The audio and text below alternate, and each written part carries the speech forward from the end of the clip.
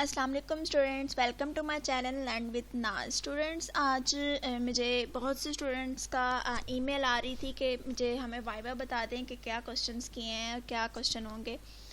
आज रिसेंटली मेरा तकरीबन 2 दिन पहले मेरा वाइवा हुआ है, तो काफ़ी स्टूडेंट्स मुझे मेल कर रहे थे, तो मैंने कहा आपको प्रिपेयर भी करवा दूं वाइवा और साथ में अपने क्वेश्चन भी बता दूं। तो इस वीडियो में मैं आपको आपका फाइनल वाइवा जो है वो प्रिपेयर करवाऊंगी साथ साथ, और साथ साथ वो क्वेश्चन बताऊंगी जो मेरे से मिस ने किए थे।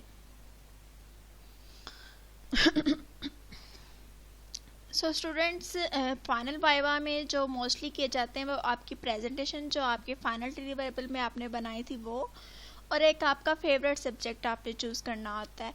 आपकी जो एप्लीकेशन कोड होता है, चाहे वो आपका PHP में बनाया हुआ कोड या कोई भी पाइथन वगैरह कोई भी बनाया हुआ जो आपकी एप्लीकेशन होती है, वो ज़रूरी नहीं होता कि उसमें से भी मिस क्वेश्चंस करें, क्योंकि वो उसमें से क्वेश्चंस आपका प्री फाइनल वाइवा जो होता है उसमें मैम ले लेती है या सर ले लेते होते हैं।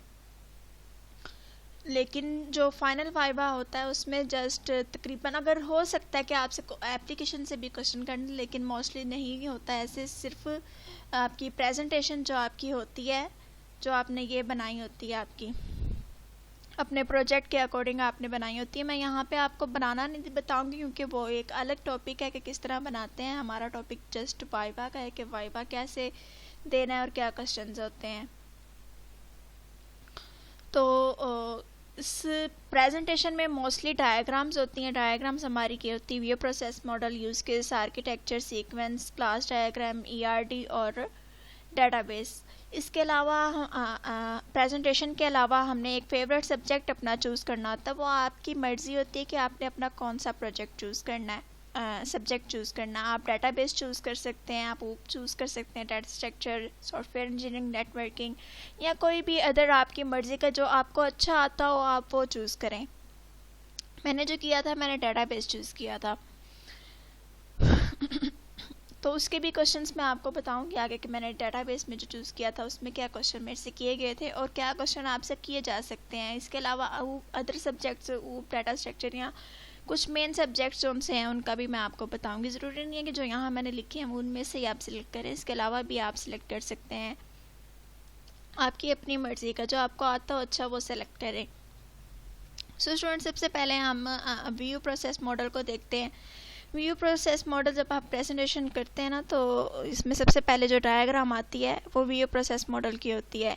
उससे पहले जो आपको ये होता है कि आपको स्कोप वगैरह आपको अपने प्रोजेक्ट का पता होना चाहिए, रिक्वायरमेंट्स, फंक्शनल रिक्वायरमेंट्स पता होनी चाहिए। तो वो सारी चीज़ें आपको एक्सप्लेन करनी होती है जो इस प्रेजेंटेशन में आपने बनाई होती है। तो सबसे पहले हमारे पास व्यू प्रोसेस मॉडल आता है प्रेजेंटेशन में। तो व्यू प्रोसेस मॉडल को स्टूडेंट्स देखते हैं। व्यू प्रोसेस मॉडल को हमने एक्सप्लेन करना होता है। इसके लिए ये आपके पास एक वेबसाइट है, इसका लिंक मैं आपको डिस्क्रिप्शन में दे दूंगी। इसमें ये होता है कि आपके पास व्यू प्रोसेस मॉडल जो होता है वो वाटरफॉल मॉडल और स्पाइरल मॉडल का मिक्सचर होता है। आपने वाटरफॉल मॉडल के बारे में थोड़ा बहुत लर्न कर लेना है, वो क्या होता है, किस तरह वर्क करता है, और स्पाइरल के बारे में यहाँ से आप इस पेज से आप जो रीड करोगे वही काफ़ी होगा आपके लिए। और व्यू प्रोसेस मॉडल में क्या इंक्लूड होता है? आपकी gathering, analysis, planning, analysis, development and final report. इसी तरह होता है ना हमारा SRS, डिज़ाइन डॉक्यूमेंट, फिर डेवलपमेंट और फाइनल रिपोर्ट होती है हमारी। व्यू प्रोसेस मॉडल आपने डिफाइन करना है।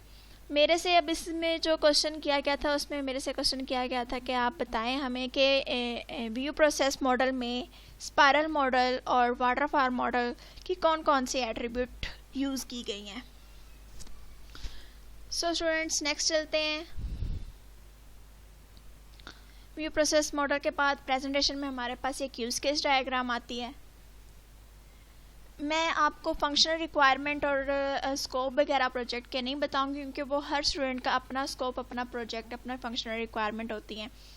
तो वो उसी के अकॉर्डिंग, मतलब जो आपकी प्रोजेक्ट फाइल होती है ना उसी में आपकी फंक्शनल रिक्वायरमेंट लिखी होती हैं, तो वो वहीं से आप उसको एक्सप्लेन कर सकते हैं कि ये फंक्शनल रिक्वायरमेंट है हमारे प्रोजेक्ट की और ये स्कोप है।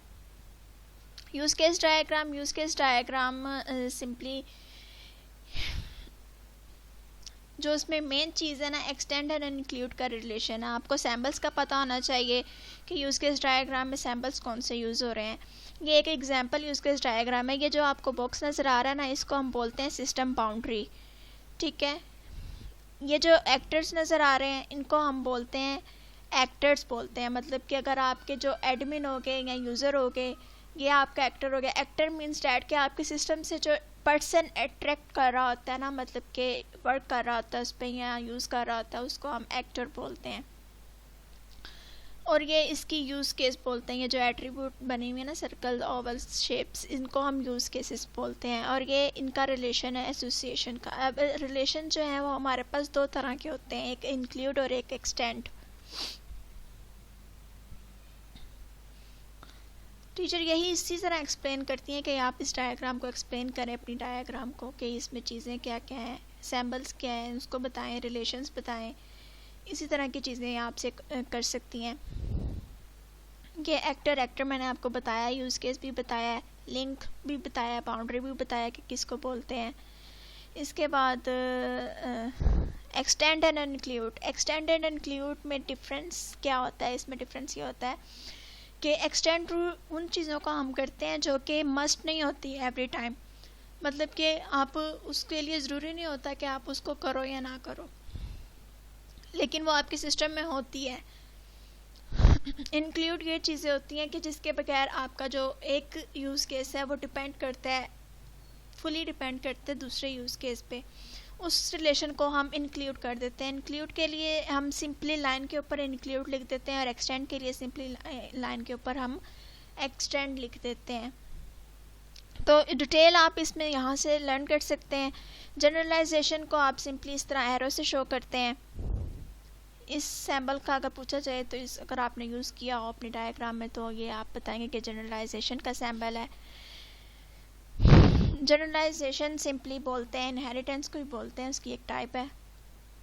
दो टाइप होती हैं, स्पेशलाइजेशन और जनरलाइजेशन। मतलब जनरलाइजेशन होती है कि आपकी टॉप से पेरेंट एट्रीब्यूट को बोलते हैं, और स्पेशलाइजेशन आपकी चाइल्ड एट्रीब्यूट्स को बोलते हैं। ये कुछ एग्जांपल्स भी इन्होंने दी हुई हैं एक्सटेंड एंड इंक्लूड की। ये जनरलाइजेशन का इन्होंने आपको बताया। ये जो उनसी सर्च है ये आपका पेरेंट है, और ये जो उनसे चाइल्ड है आपके। तो जनरलाइजेशन बॉटम से टॉप होती है। इसमें जनरलाइजेशन और स्पेशलाइजेशन में दो मेजर डिफरेंस है कि आपकी जनरलाइजेशन जो होती है वो बॉटम से टॉप होती है, और स्पेशलाइजेशन मतलब कि वो टॉप से बॉटम पे आती है। ये एग्जांपल यूज़ केस डायग्राम है, वही सारी चीज़ें जो ऊपर मैंने बताई हैं, ये एक्टर है। इसी तरह आपकी भी ऐसी कोई डायग्राम बनी होगी तो उसमें आप चीज़ें डिफ़ाइन कर देंगे, ये बाउंड्री है, ये एक्टर है, यूज़ केस है, ये इनके रिलेशंस है, ये एक्सटेंड कर रहा है, ये इंक्लूड कर रहा है। तो इसी तरह के आप रिलेशन डिफ़ाइन कर देंगे। स्टूडेंट्स, अब मेरे से जो यूज़ केस डायग्राम के बारे में क्वेश्चन किया गया था वो ये किया गया था कि आप एक्सटेंड और इंक्लूड का डिफरेंस बताएं। इसके बाद चलते हैं student next diagram.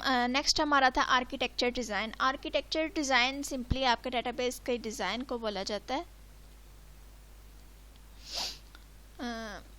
Development approach को, लेवल्स को बोला जाता है डेटाबेस डिज़ाइन के। ये एग्जांपल डायग्राम है, आपकी भी कुछ इस तरह से ही बनी होगी।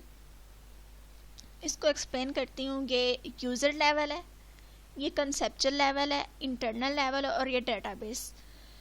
यूज़र मतलब आपकी जो एप्लीकेशन होती है उसमें आप डाटा इंसर्ट कर रहे होते हैं, ऐड कर रहे होते हैं, मतलब ब्राउजिंग जो कर रहे होते हैं, क्रोम पे अपनी एप्लीकेशन को यूज़ कर रहे होते हैं, कोई भी जो आपने बनाई होती है उसको आप बोलते हैं एक्सटर्नल लेवल के। एक्सटर्नल लेवल पे डेटाबेस से आप इंटरेक्ट कर रहे हो with the help of the application, उसको आप यूज़र्स भी बोल सकते हो। तो उस लेवल को आप एक्सटर्नल लेवल बोलते हो। कंसेप्चुअल लेवल ये होता है सेमेंटिक डेटाबेस अप्रोच है ये आपकी, मतलब कि आप उसको कंसेप्चुअल के तौर पर, लाइक आप ERD बनाते हो, आप डेटाबेस की बनाने से पहले आप ERD बनाते हो, तो ERD को आप कंसेप्चुअल लेवल बोलते हो, उसको हम सेमेंटिक डेटाबेस अप्रोच बोलते हैं ERD को। इंटरनल लेवल में आपके पास कंसेप्चुअल से नेक्स्ट लेवल, मतलब कि आप उसमें रिलेशंस बनाते हो कि किस तरह से इनके रिलेशंस होंगे डेटाबेस के। जिस तरह का आपका डेटाबेस होता है उस लिहाज से आप अपना डेटाबेस स्केच करते हो और उसको डेटाबेस में आप स्टोर कर देते हो। डेटाबेस में आपका अब ये जो साइड पे लिखा हुआ external, conceptual, internal, physical, basically ये 3 लेवल्स होते हैं। 4th लेवल जो सा होता है वो काम करता है इंटरनल लेवल से डाटाबेस का जो डाटा होता है उसको टिक्स पे राइट करने के काम करता है। फिजिकल डाटा ऑर्गेनाइजेशन बोलते हैं उसको, मतलब कि जो यहाँ पे आपका डाटाबेस के साथ लेवल आता है वो लेवल होता है कि आपका डाटा डिस्क पे राइट हो रहा होता है। तो इस पे मेरे से मिस ने कोई क्वेश्चन नहीं किया था, क्योंकि ये जो मैंने आपको एक्सप्लेन करके दिखाया यही मैंने इसी तरह मिस को एक्सप्लेन करके दिखा दिया, तो बाकी कोई क्वेश्चन रहा नहीं था कि मिस मेरे से करती। सो नेक्स्ट सीक्वेंस डायग्राम आ जाती है। सीक्वेंस डायग्राम आपकी टाइम को शो करती है, एक मतलब कि प्रोसेस को शो करती है, टाइमलाइन एक यूज़ केस के। सीक्वेंस डायग्राम जितने आपके यूज़ केसेस होते हैं ना यूज़ केस डायग्राम में, उतनी ही आपकी सीक्वेंस डायग्राम होती हैं आपके प्रोजेक्ट की। एक ये आपका क्वेश्चन हो सकता है, ये यूज़ केस है ना, अब ये जितनी यूज़ केस बनी हुई हैं इतनी ही आपकी प्रोजेक्ट में आपकी सीक्वेंस डायग्राम होती हैं। सीक्वेंस डायग्राम में जो यहाँ से आप इसको रीड कर सकते हैं डिटेल्स में, आपको एक डायग्राम से बस उसको बताया देती एक्सप्लेन कर देती हूँ।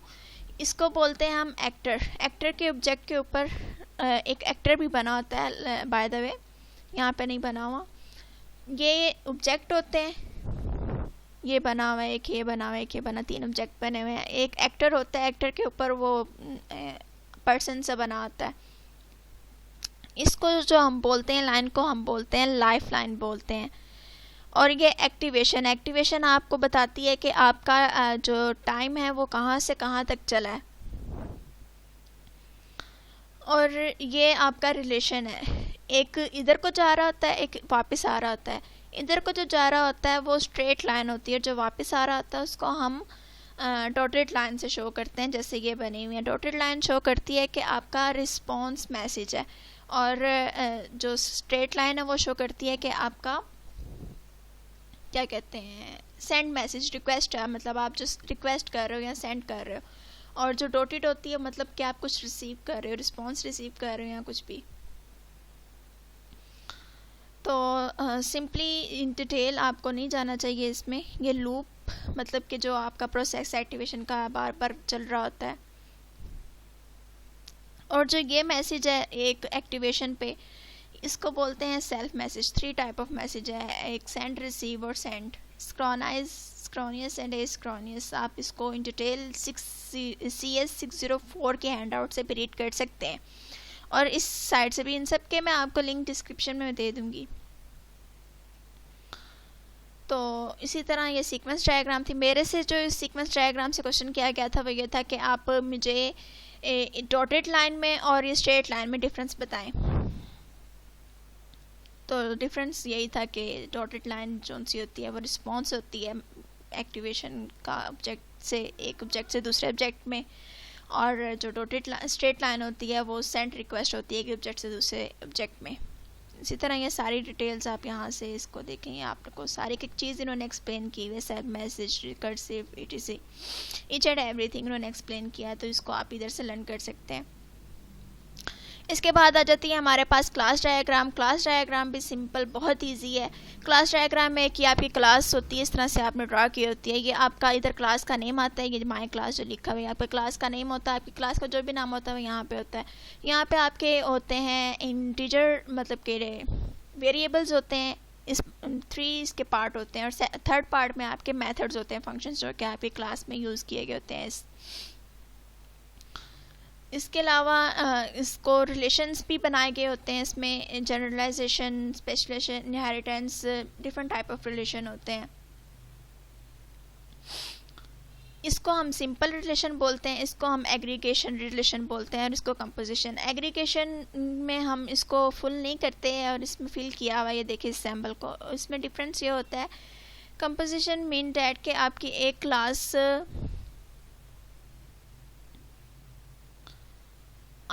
क्लास फुली डिपेंड करती है दूसरी क्लास में, मतलब एक क्लास अगर नहीं है तो दूसरी भी नहीं हो सकती। लेकिन जो एग्रीगेशन होता है इसमें यह होता है कि आपकी एक क्लास अगर है तो दूसरी ही ज़रूरी नहीं है वो हो या ना हो, मतलब उसके होने या ना होने से फ़र्क नहीं पड़ता, लेकिन वो उसके साथ है, उसको हम एग्रीगेशन बोलते हैं।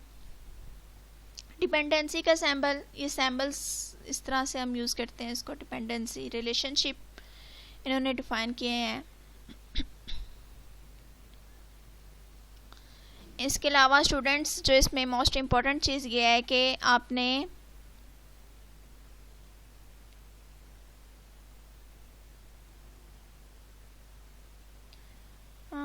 एग्रीगेशन, ये इनहेरिटेंस का एरो ऊपर को जा रहा था, मीन्स डैट के एक पेरेंट से डिफरेंट चाइल्ड इनहेरिट कर रहे होते हैं। क्लास डायग्राम, ये इन्होंने आपको डिटेल में बताया। डिपेंडेंसी बोलते हैं इस सैम्बल को बाउंड्री बोलते हैं।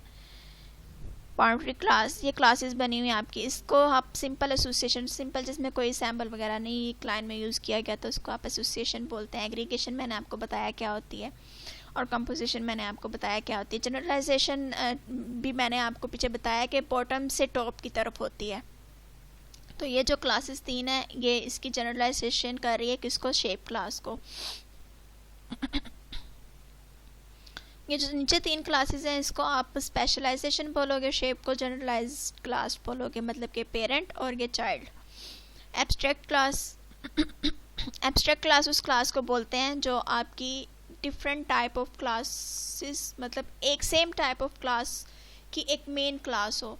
अब जिस तरह ये देखें, ये शेप है, ये एक मेन क्लास है, इसकी एक सर्कल है, रेक्टेंगल है और पॉलीगॉन, डिफरेंट टाइप्स मतलब शेप्स उन्होंने बताई हैं। तो ये इसकी एब्स्ट्रैक्ट क्लास क्या होगी, शेप एक मीनिंग तो डिफाइन नहीं करी, लेकिन वो एक क्लास है, एक मतलब स्पेसिफिक ऑब्जेक्ट या कोई चीज़ नहीं है, लेकिन वो एक क्लास है।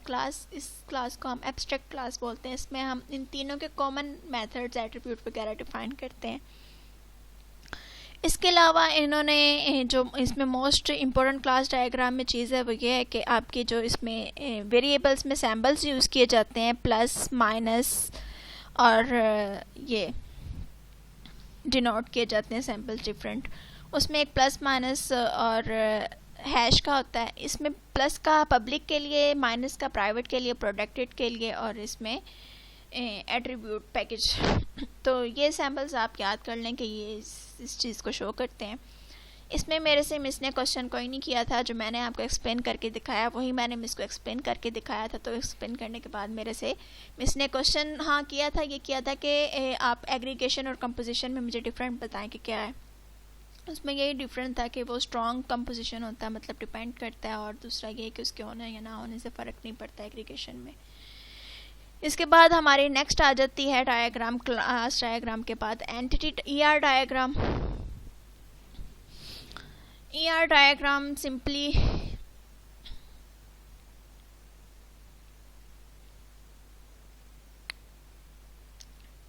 मिक्सचर होता है, उसमें कंपोनेंट्स होते हैं। एंटिटी होती है, एट्रीब्यूट और रिलेशन, 3 कंपोनेंट्स होते हैं इसके। एंटिटी में एक वीक एंटिटी होती है, एक स्ट्रॉन्ग एंटिटी होती है। स्ट्रॉन्ग तो बहुत होती है लेकिन उसके अलावा एक वीक एंटिटी भी होती है। एट्रीब्यूट की 3 टाइप्स होती हैं, की, composite, multi valued and derived. Relation इसमें 1 to 1 और 1 to many, many to 1 और many to many होता है। एंटिटी में ये आपकी जो स्टूडेंट है और ये कॉलेज, ये दो आपकी एंटिटीज़ है। इसको हम रेक्टेंगल से शो करते हैं। ये हमारा रिलेशन है और ये हमारी कार्डिनैलिटी है 1 और ये मैनी। ये वीक रिलेशन है, इसको डबल सर्कल से शो करते हैं। ये डिफरेंट सैम्बल्स आप इसको याद कर सकते हैं यहाँ से। एट्रीब्यूट की, एट्रीब्यूट मतलब वो एट्रीब्यूट जो आपकी एंटिटी को डिफाइन कर रही होती है, यूनिक एंटिटी होती है। जैसे आपका रोल नंबर है, वो प्राइमरी की जो शो कर रहा होता है उसको हम की एट्रीब्यूट बोलते हैं। इसको हम लाइन से शो करते हैं। इसके अलावा फॉरेन की एट्रीब्यूट भी होती है, उसको आप डॉटेड लाइन से इसी तरह बनाते हो आप, लेकिन उसको डॉटेड लाइन से शो करते हो। एक प्राइमरी की के लिए और एक डॉटेड फॉरेन की कितनी टाइप्स हैं, प्राइमरी की और फॉरेन की। प्राइमरी की को आप लाइन से और दूसरी को आप डॉटेड लाइन से शो करते हैं। इसके बाद कंपोजिट एट्रीब्यूट आ जाती है। कंपोजिट एट्रीब्यूट में ये होता है कि आप एक एट्रीब्यूट जो होती है वो आपकी 3 एट्रीब्यूट से मिलके बनती है। मतलब कि अब एड्रेस देख लें आप, तो वो पिन, स्टेट और कंट्री, ये 3 चीज़ें होंगी तभी आपका एड्रेस होगा और स्टूडेंट से वो एंटिटी से अट्रैक्ट करेगा।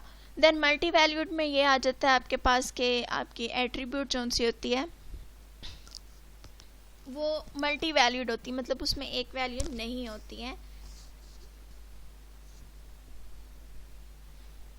मतलब एक एट्रीब्यूट में वो 3-4 चीज़ें डिफाइन कर रही हो, उसको हम, इसका सैम्पल जो होता है वो डबल सर्कल होता है, ये वाला, ये आपकी मल्टी वैल्यू है एट्रीब्यूट। इसके अलावा ड्राइव्ड एट्रीब्यूट आ जाती है। ड्राइव में ये होता है कि आपकी जो एट्रीब्यूट होती है वो ड्राइव हो रही होती है किसी दूसरी एट्रीब्यूट से, एट्रीब्यूट से या एंटिटी से ड्राइव हो रही होती है, मतलब डिपेंड कर रही होती है, जो उसको हम ड्राइव्ड एट्रीब्यूट बोलते हैं। और उसको शो करने का सैंपल ये सर्कल वाला है। रिलेशनशिप हमारे पास 1 to 1, 1 to many, many to 1 और many to many है। 1 to 1 को सिंपली आप इस तरह से शो करते हैं 1 1, ये 1 और many। इसके अलावा यहाँ पे एक और चीज़ थी यहाँ पे नहीं बताई हुई, कार्डनैलिटी भी इसी तरह होती है, रिलेशन को ही बोलते हैं 1 to 1, 1 to many, many to many। Maximum cardinality और मिनिमम कार्डनैलिटी, इसको आप डेटाबेस के सब्जेक्ट से जाके जस्ट उसकी रीडिंग करेंगे तो आपको समझ में आ जाएगा।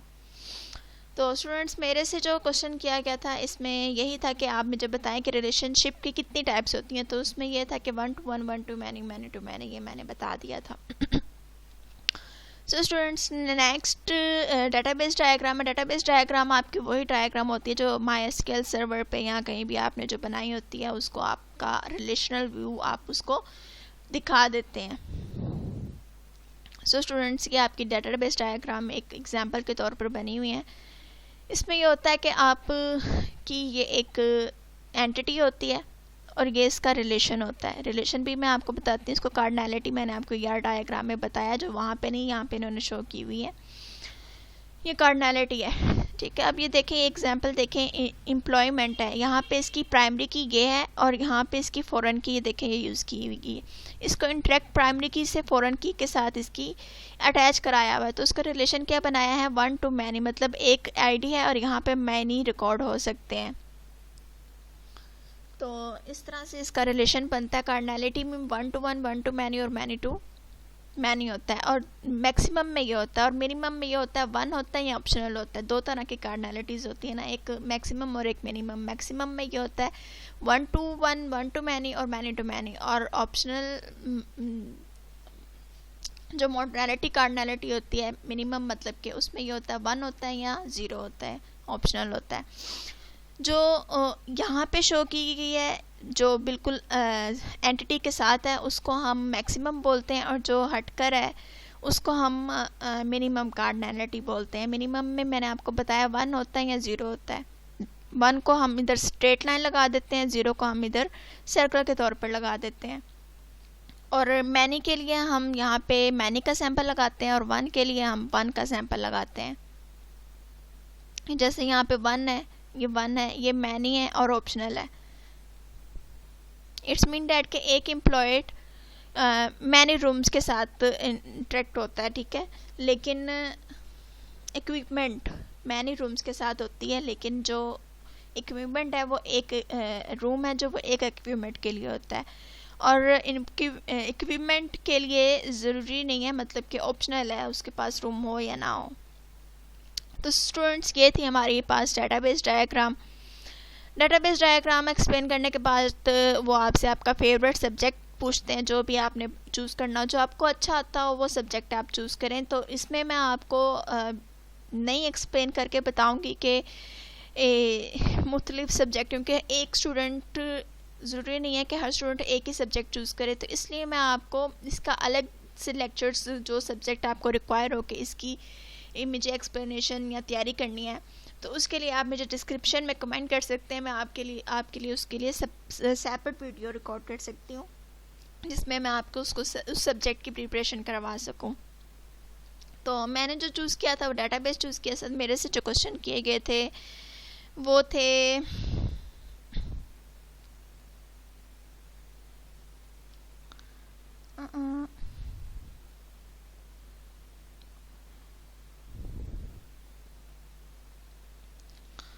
जैसे कि मैंने आपको पहले ऑलरेडी बताया कि एट्रीब्यूट्स का पूछा गया था मेरे से। यूज़ केस डायग्राम में फंक्शनल रिक्वायरमेंट भी मैंने अपने प्रोजेक्ट की एक्सप्लेन की थी।